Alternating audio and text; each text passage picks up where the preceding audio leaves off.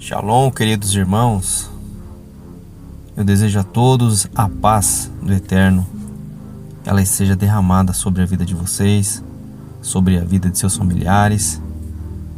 Aqui quem vos fala é André Campos. Você está no canal Família Desperta. Queridos, já há algum tempo que não nos vemos, que não postamos vídeos, mas aqui estamos, firmes e fortes, seguindo com o propósito de divulgar a mensagem do Criador, as verdades do Pai. Aqui estamos. E dando continuidade ao tema Evangelho das Estrelas, astronomia e a redenção da humanidade, hoje falaremos sobre a transição da Era de Peixes para a Era de Aquário. É importante frisar que nós estamos numa transição de eras. A Era de Peixes ainda não terminou, ela não finalizou. E nós não estamos na Era de Aquário. Nós estamos em uma transição. Esse é o contexto atual da nossa vida. Vivemos uma transição de eras. Como já vimos, há uma correspondência direta entre o ciclo das eras e a história da humanidade. Na Era de Peixes, o homem está nadando no mar, no mundo material, onde ele foi colocado. E em um momento, aparece uma semente do Filho do Homem, um peixe, que se torna um grande pescador de peixes. O Cordeiro Pascal de Ares veio em carne e é morto, sacrificado, dando início a uma nova dispensação. O Cordeiro se torna o pescador de peixes. Já na Era de Peixes, Jesus assume o papel do futuro aquário. Como as profecias exigem repetidas vezes, ele deve libertar os prisioneiros. O parteiro cósmico, que nasceu, mas que agora precisa fazer nascer. Assim como ensina os seus discípulos. O derramador da água do útero, o salvador dos peixes. Ele já vê antecipadamente a era seguinte, pois a Era de Peixes é a sexta era. Ele se torna, portanto, um profeta, o precursor da sétima, o arauto do Shabat. A Bíblia apresenta as maravilhas celestes como prova da ação de um Criador poderoso e sábio, e os detalhes do zodíaco como uma série de imagens que dão detalhes do maravilhoso plano que ele estabeleceu para todos, por todos os tempos. O horóscopo, por outro lado, é uma vã tentativa de transformar esta história em profecias individuais, dias de sorte e direção pessoal. O Eterno, através de seus profetas, tem desafiado as alegações dos astrólogos em diversas ocasiões. Portanto, a prática da leitura de horóscopos é irreal e é inútil, e o principal é a abominação ao Criador. Entendo, irmãos, que em momento algum dos vídeos que nós postamos, nós sugerimos ou aconselhamos os irmãos a praticarem tais atos. Nós estamos falando aqui sobre sinais e simbologias colocadas no céu por nosso Criador, como sinais visíveis para se conectar conosco, para explicar fatos e eventos e nos ajudar, nos preparar para a nossa redenção. Já falamos sobre as eras anteriores no caráter da nossa pré-existência. Assista antes esses vídeos para entender o ciclo e a transição da Era de Peixes para a Era de Aquário. Eles estão na playlist Evangelho das Estrelas. Feita essa pequena introdução, vamos ao vídeo.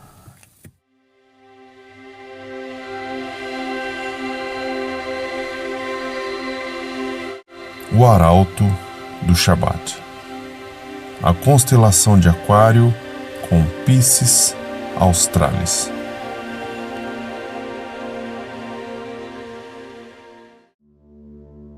Jesus tinha uma boa razão para estar nas bodas de Caná, na Galileia, cenário da transmutação da água em vinho. Pois o Filho do Homem era o próprio noivo, o noivo que deu origem à história. Vamos interpretar essa história neste contexto. Os convidados haviam chegado. Já estavam todos embriagados com o vinho da antiga dispensação. O vinho acaba. Os 6 jarros de pedra, as cisternas da sexta era, estão vazios. A antiga dispensação está morta. E onde está o noivo? Ele ainda tarda. A anfitriã vai em sua busca. A mãe procura o filho. Simbolicamente, a Virgem escolhida oferece à criança o seu útero. A Ruach HaKodesh, o Espírito, deve fazer nascer o Filho, que por sua vez deve tornar-se o noivo celeste. E viu-se um grande sinal no céu.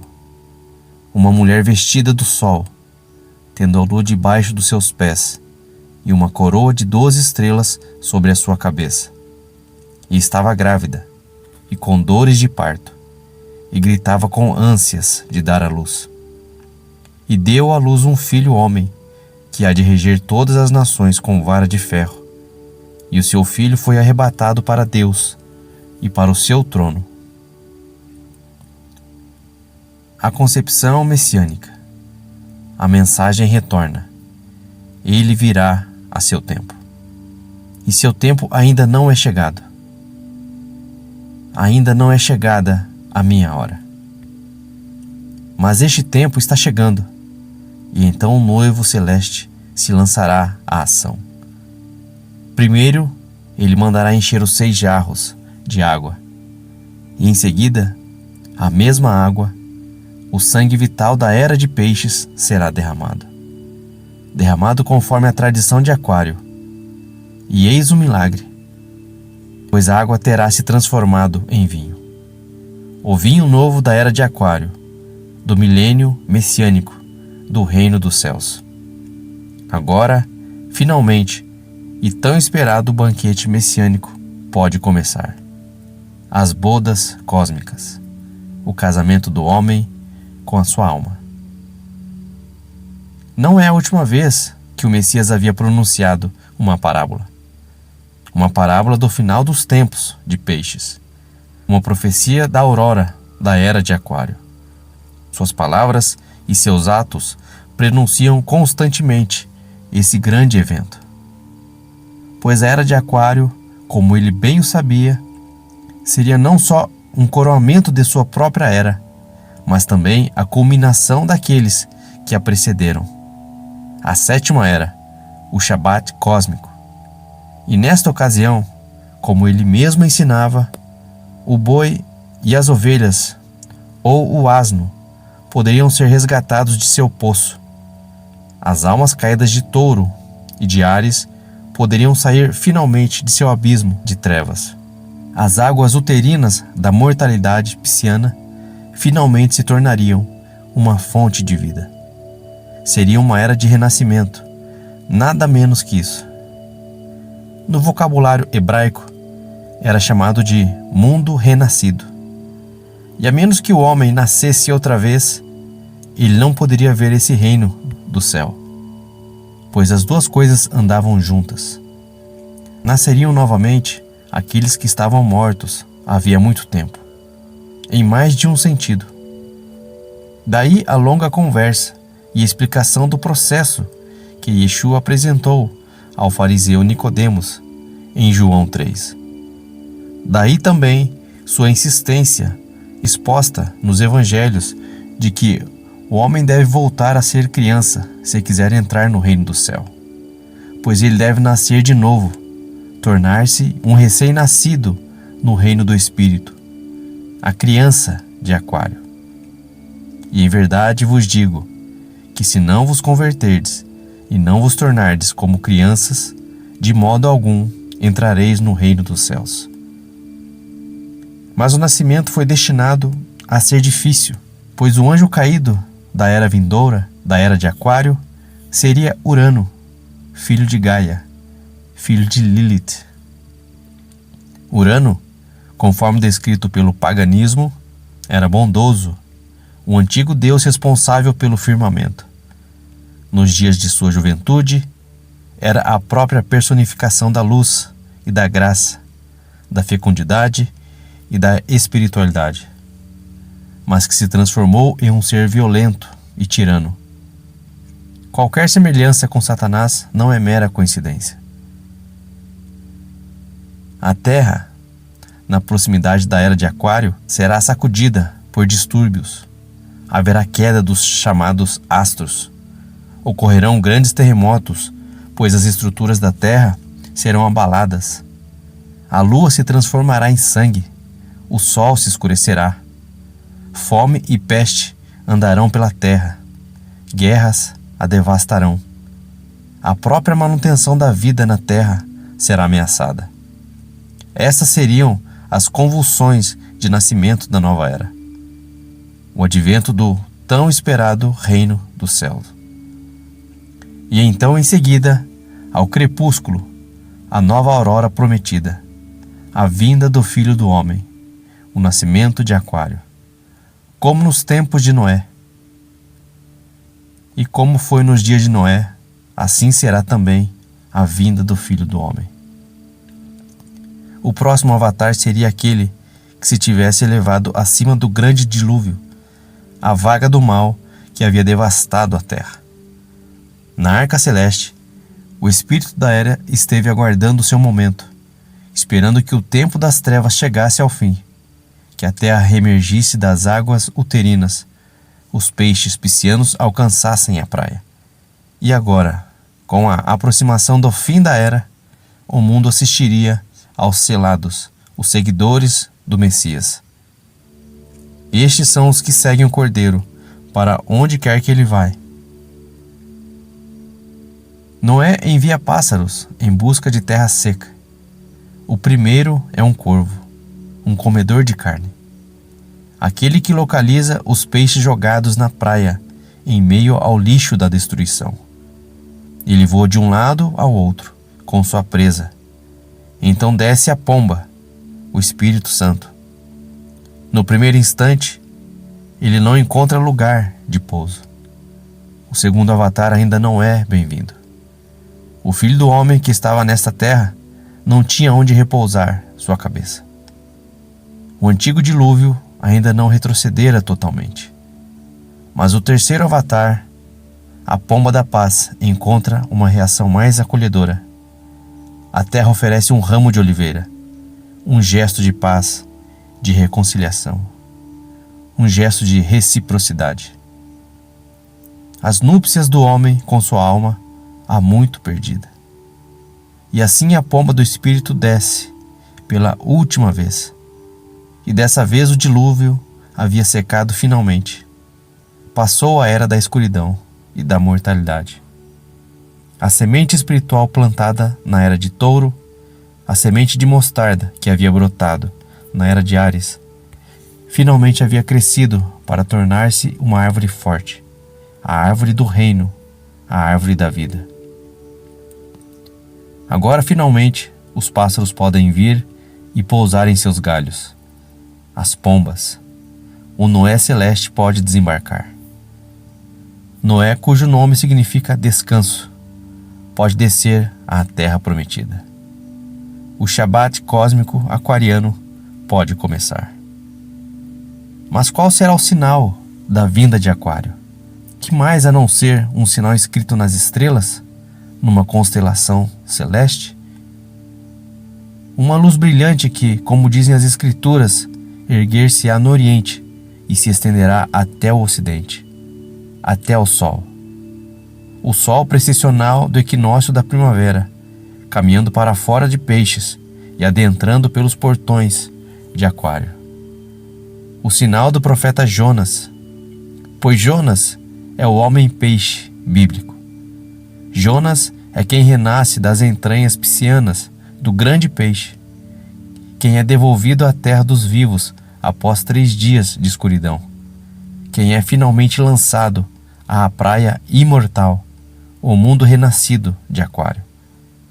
Para que a alma possa ressurgir para a vida, o espírito deve descer à terra. O sinal de Jonas disse Yeshua, seria o único sinal desta nova era. E Jonas, em hebraico, deriva de Yoná e significa pomba. Essa pomba retorna, essa pomba espiritual desce e volta à terra prometida no terceiro dia. O mesmo terceiro dia no qual o Messias também prometeu voltar. A frase hebraica significa depois de amanhã, dentro de 2 dias, como costumamos dizer. Mas neste caso, quanto dura um dia? Se o dia messiânico dura tradicionalmente 1000 anos, então no terceiro dia significa durante o terceiro milênio, ou após cerca de 2000 anos. 2000 anos depois de ter sido colocado para repousar no túmulo, que é o ventre, uma era deve passar, uma era zodiacal, até que com a aurora do terceiro milênio, Aquário emergirá do útero terreal, do mar de peixes, e com ele a humanidade, pois Aquário é o próprio espírito do homem, o filho do homem celeste, que vem sobre as nuvens do céu em grande glória, ao soar das trombetas, enviará seus anjos, seus mensageiros. Erguendo seu grande cântaro, ele derramará os peixes reluzentes. E assim foi que Yeshua embarcou em seu último caminho real para Jerusalém e para a morte, fazendo disso um símbolo da progressão das eras. Ide até a aldeia do outro lado, disse ele aos discípulos, e ao entrardes encontrareis um jumentinho que ninguém montou ainda, Air, o potro de um asno. Soltai-o e trazei-o aqui. E se alguém perguntar, por que fazeis isto? Dizei, seu dono precisa dele. O dono do humilde animal de carga, que representava o carneiro, o conquistador de Ares, o avatar pisciano, o fundador da era de peixes, o símbolo da dispensação pisciana, agora deve anunciar-se como o prometido Messias dos judeus, cumprindo as profecias messiânicas. E ele também deve proclamar sua identidade cósmica, seu papel zodiacal na salvação da humanidade. Seu advento simbólico como o Senhor da era de peixes deveria ser feito sobre o potro de um jumento que fora libertado de seu cativeiro, um potro novo que nunca antes fora montado por alguém. A imagem seria incongruente, o homem adulto no lombo de um burrico. Um sinal de submissão, alguém poderia pensar. Mas neste ponto, o avatar pisciano que se aproxima, o ungido de Davi, o Messias real, o predestinado Senhor do mundo, ou Senhor da era, não tinha nenhuma razão para demonstrar submissão. Isso ele demonstraria posteriormente, várias vezes. Agora era seu momento de glória. E nisso ele respeita, acima de tudo, os símbolos de seu dever. O Senhor da era pisciana devia entrar em seu reino, montado nas costas simbólicas de seu predecessor. E assim os arranjos necessários deviam ser feitos. O animal precisava estar disponível. E no momento devido, seu mestre o requisitou para cumprir as profecias. E em Mateus 21, vemos a entrada triunfal do Messias em Jerusalém, com a multidão clamando: Salva-nos agora, filho de Davi! Hosana ben Davi! Em hebraico transliterado, clamava a multidão ao longo da rota, estendendo suas vestes e agitando folhas de palmeira no seu caminho. Ou poderia ter sido Hosana ben Davag, salva-nos, filho do pescador? E assim Yeshua alcança finalmente o templo, entra e fica um pouco. E ele volta no dia seguinte, e novamente no outro dia. Até o terceiro dia, o Messias está presente na casa, ensinando e instruindo, lançando seu pão nas águas uterinas. Até o terceiro milênio, as escrituras piscianas devem percorrer o mundo e ter o tempo necessário para se espalhar. o Evangelho de Yeshua deve ser pregado para toda a humanidade. E este Evangelho do Reino será pregado em todo o mundo, em testemunho a todos os povos, e então virá o fim. Mas então a velha ordem deve cair e a nova deve tomar seu lugar. E assim, agora que o papel de peixes está devidamente delineado, Yeshua deve prosseguir, colocando o símbolo da dispensação vindoura de Aquário. Vedes estas grandes construções? Pergunta Yeshua ao sair do templo simbólico pela última vez. Não ficará pedra sobre pedra, tudo será demolido. Destruí este templo, e em 3 dias eu o erguerei novamente. O templo, o Adam, a casa, o mundo, a dispensação inteira de peixes deve ser demolida para que a cidade de Aquário possa se erguer das ruínas, a Nova Jerusalém. Não adiantará costurar remendos novos na roupa velha. Os velhos odres não conseguirão conter o vinho novo do banquete messiânico. Agora, um acontecimento culminante fez com que Yeshua voltasse sua atenção: a morte de peixes, o único fato que tornaria possível a ressurreição de Aquário. Logo que entrardes na cidade, Yeshua explicava a seus 2 emissários: um homem virá ao vosso encontro carregando um cântaro de água. Segui-o até a casa em que ele entrar e transmite esta mensagem ao dono da casa. O mestre te pergunta: onde está a sala na qual eu possa comer a Páscoa com meus discípulos? Ele vos mostrará uma grande sala, no andar superior, toda arrumada. Fazei ali as preparações. Jesus ocupava-se agora com a grande festa de Páscoa, que selaria sua missão cósmica. A Páscoa, símbolo da salvação dos primogênitos da morte. A Páscoa, símbolo da fuga do Egito para a terra prometida, da inverdade para a verdade, da escuridão para a luz, da morte para a imortalidade. Pois o Shabat da Páscoa estava se aproximando. Era o 7º dia, o dia da perfeição espiritual, quando a grande tarefa de recriar o homem seria cumprida. O dia do descanso. Tanto na Páscoa quanto no Shabat já existe um simbolismo nítido. Ambos representam uma nova era, uma nova aurora, um renascimento. Ambos contêm a promessa de renovo, de libertação, de vida, de imortalidade. Ambos celebram a vinda da 7ª era, a era futura de Aquário. E agora os símbolos tornam-se explícitos.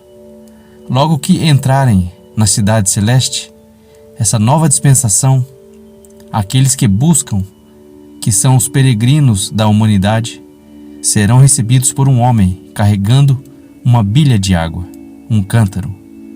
Não a mulher, a quem normalmente cabe esta tarefa, mas um homem.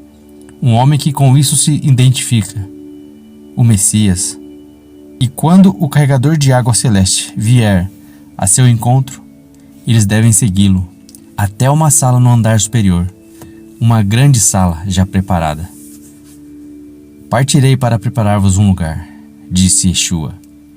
E quando eu me for e vos tiver preparado um lugar, virei novamente e vos levarei comigo, a fim de que onde eu estiver, estejais vós também. E agora, simbolicamente, este momento chegara. Pois ali, naquela grande sala superior que representa as dimensões superiores, os céus, as excelsas dimensões do reino dos céus vindouro, foi preparado um banquete. A ceia de Páscoa, o banquete messiânico, que nas profecias de diversos povos nunca deixou de simbolizar a futura idade de ouro. E ali, no momento devido, ele reúne os discípulos, os fiéis, os peixes capturados da era pisciana, para uma celebração ritual da antiga ceia pascal. um ritual com várias características em comum com a cerimônia de casamento judaica, no decurso da qual o noivo lava os pés da noiva. E assim, Yeshua também lava os pés de seus discípulos. O Christus esposando a humanidade, a reunião do homem com sua alma, a comunhão cósmica. Se eu não te lavar, diz Yeshua, não terás parte comigo. Não estará casado. A consumação da luta evolucionária do homem depende de ter seus pés lavados por Christus, que é o noivo celeste. E assim, Yeshua, tomando da jarra, derrama a água na bacia. E com isso identifica-se com o Aquário, identifica o matrimônio celeste com a próxima era, a era de Aquário. E assim prossegue o antigo ritual, e no seu âmago a partilha do pão e do vinho.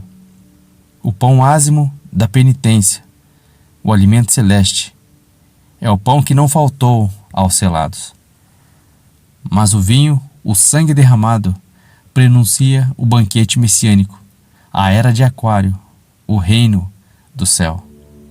De um lado, a antiga aliança, a antiga era de peixes, do outro, a nova, a era de Aquário, prenunciando a aurora dessa era futura. Os 12 tornaram-se um com o Messias. A reunião novamente das 12 tribos celestiais, agora com o seu Salvador. Banhado pela luz dourada da aurora, do novo amanhecer, o homem, uma vez mais, une-se à sua alma.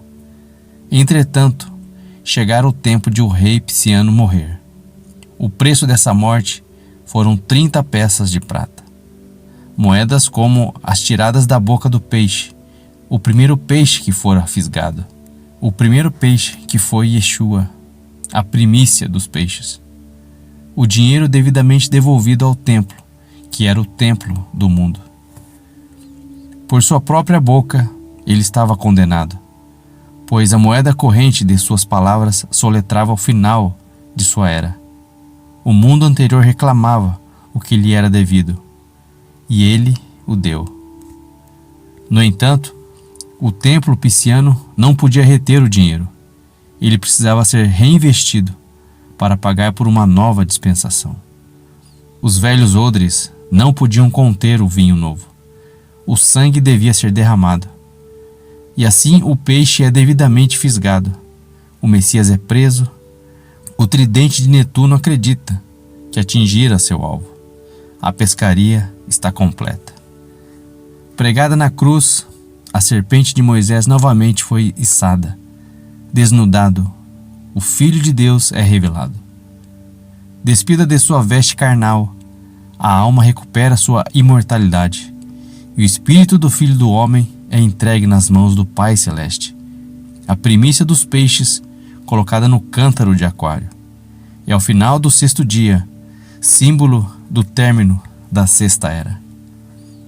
A tarefa pisciana está realizada, está terminada. Entretanto, o mundo continua. O ciclo das eras deve continuar. Basta ao corpo ser lancetado novamente. Basta o pescador celeste ser golpeado uma única vez mais, e jorrarão sangue e água. Quando o véu do templo, a membrana uterina cósmica, for rasgada ao meio, a água da vida será derramada para que o nascimento aquariano comece. E assim, em antecipação dessa era futura, o corpo embalsamado com mirra e aloés é colocado no repouso do túmulo, a câmara sepulcral que é o cântaro e o ovo. De dentro do útero terreal, nova vida é destinada a irromper em glória à luz de um futuro amanhecer. O rei está morto, o rei está vivo. Assim, a nossa era pisciana desenrola-se rumo a seu fim predestinado. Mas o que ela traz para a humanidade? Podemos achar a resposta nos atos e nas palavras de Yeshua que foram registrados. No relato de Marcos, encontramos uma resposta na história da travessia do Mar da Galileia. E podemos supor uma alegoria, pois a Galileia é um símbolo da pátria do Messias. Mas, depois de eu ressuscitar, irei adiante de vós para a Galileia. Promete Jesus, já vendo além da sua morte, além de seu próprio tempo, como o maior viajante do tempo. A Galileia representa o reino vindouro, a era de Aquário.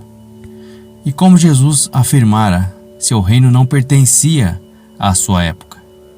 E assim, quando Yeshua e os pescadores atravessam o mar até a outra margem e em seguida retornam para a Galileia, nos é apresentado um conjunto de símbolos conhecidos. As almas dos salvos, ao atravessar as águas da mortalidade, alcançarão de fato a outra margem, de onde voltarão apenas ao amanhecer da nova era para a ressurreição. Parafraseando o Messias, eles não tornarão a experimentar a mortalidade até que vejam o Filho do Homem entrando no seu reino. Outros marinheiros também embarcam, e no caminho o líder acaba adormecendo. Simbolicamente, ele parte deste mundo, deixando seus seguidores remanescentes para levar adiante sua obra da melhor maneira que puderem. Mas logo irrompe uma tempestade. Os fiéis estão ameaçados. Finalmente eles acabam implorando a seu líder para que ele recupere a consciência. Eles lhe imploram veementemente que venha salvá-los. E em resposta às súplicas, ele desperta e acalma seus medos, restituindo a ordem ao mundo. Como Moisés, o Messias volta logo que os fiéis o desejam verdadeiramente. É suficiente um remanescente justo. E assim será. Depois da partida do Messias e antes de seu retorno na qualidade de rei, deve ocorrer uma época de tribulações, uma época em que os fiéis teriam dificuldade até mesmo em sobreviver. A mesma impressão nos dá uma passagem de Mateus que nos remete diretamente à história do alimento para os 5.000. Dessa vez, o Messias envia seus discípulos sozinhos para o outro lado do mar, enquanto se retira a uma colina para orar.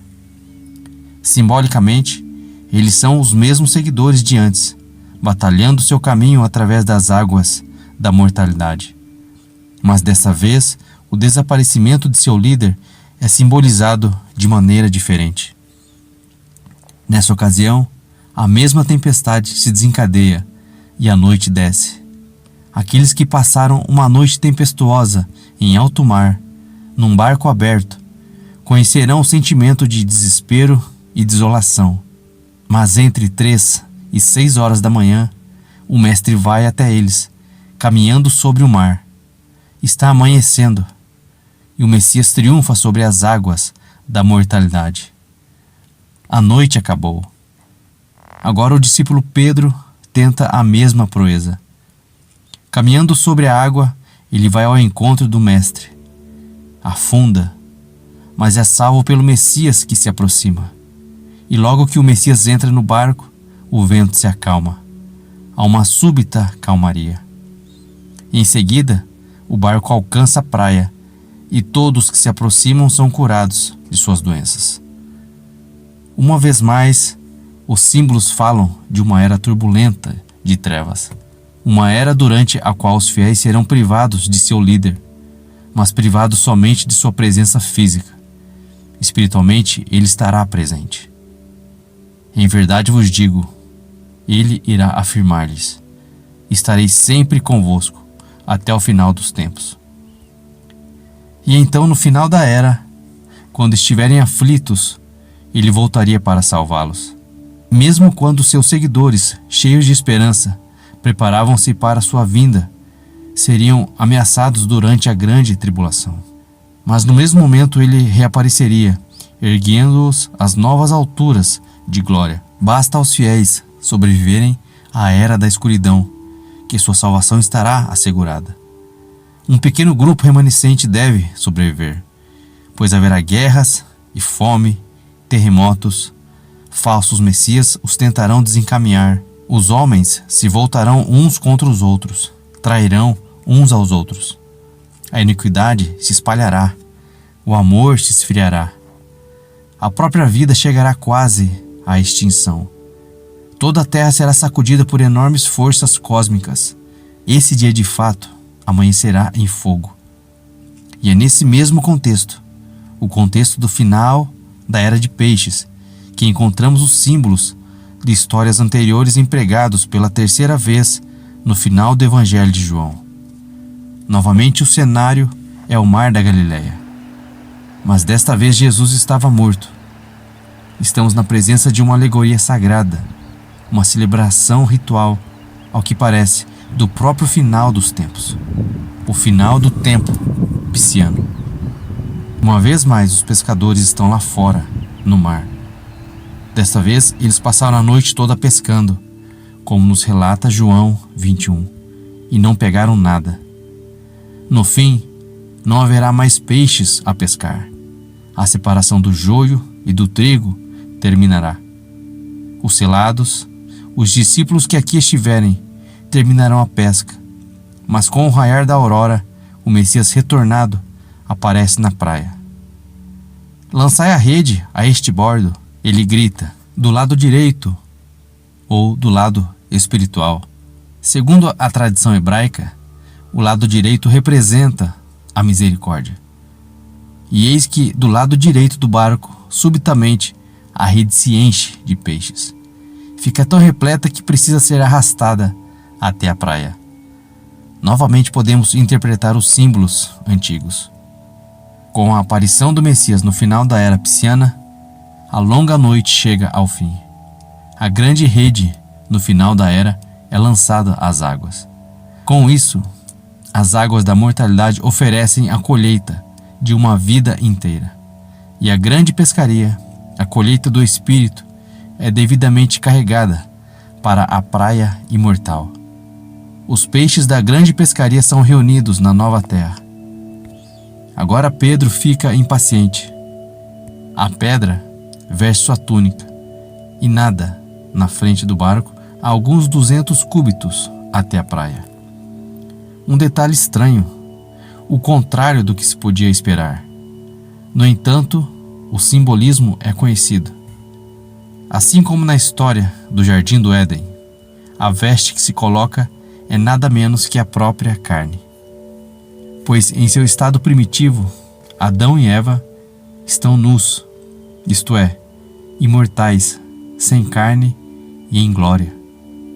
Fabricar suas vestes coincide com assumir a mortalidade.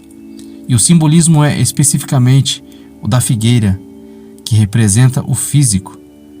E assim, nessa história, Pedro representa claramente os selados, que prevendo a vinda do Messias, a vinda do Filho do Homem, vestem a veste de carne uma vez mais e vão ao encontro de seu mestre, no final da era.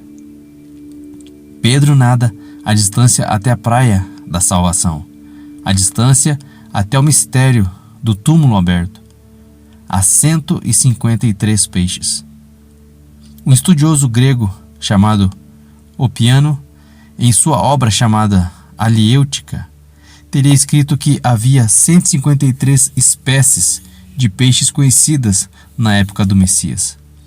Esse número poderia fazer menção à obra redentora do Messias, que veio para salvar todos os povos, línguas e nações.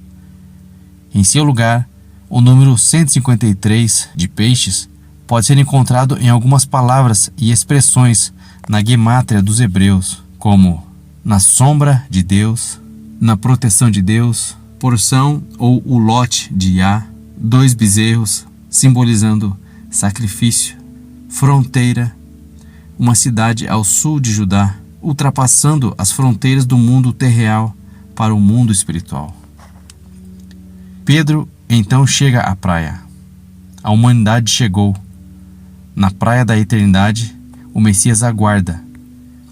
Ele está tomando seu desjejum. Durante a noite inteira, ele jejuou. Durante os 2000 anos da Era de Peixes, ele não havia provado o fruto da vinha.